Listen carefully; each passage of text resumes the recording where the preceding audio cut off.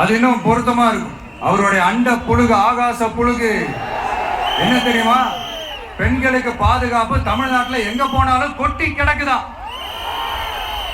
அப்படி அது உண்மைனா அண்ணா யூனிவர்சிட்டி அந்த பொண்ணுக்கு ஏன் சார் அப்படி ஒரு கொடுமை நடந்துச்சு? கோவை கல்லூரி பெண்ணுக்கு ஏன் சார் அப்படி ஒரு கொடுமை நடந்துச்சு?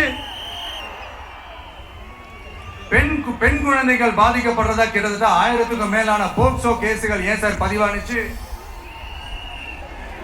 போதைப் பொருள் கலாச்சாரம் கண்ட்ரோலே இல்லாம அது பாட்டுக்கு தாறுமாற எங்கேயோ போயிட்டு இருக்கு. வயலன்ஸ் எல்லாம் தலைவரிச்சு ஆடுது. அதுக்கு ஒரு ரீசெண்ட் எக்ஸாம்பிள் அந்த ரயில்வே ஸ்டேஷன்ல அந்த சிறுவர்கள் எல்லாரும் சேர்ந்து செஞ்ச அந்த சம்பவம். சட்டம் ஒழுங்கு சரியா இருந்தா ஏன் சார் இப்படி எல்லாம் நடக்குது? சட்டம் ஒழுங்கு சரியா இருக்கணும்னா முதல்ல தமிழ்நாட்டுக்கு ஒரு டிஜிபி வேணும் சார். எங்க சார் போனார் அவரு? எங்க அவரு? சும்மா இந்த ஆக்டிங் ஆபீசரை வச்சுக்கிட்டு அரசாங்கத்தை நடத்தினீங்கன்னா இப்படிதான் சட்டம் ஒழுங்கு சந்தி சிரிக்கும். முதல்ல தமிழ்நாட்டுக்கு ஒரு டிஜிபியை போடுங்க சார். அதுக்கப்புறமாச்சும் சட்டம் ஒழுங்கு சரியாவதான்னு பார்ப்போம்.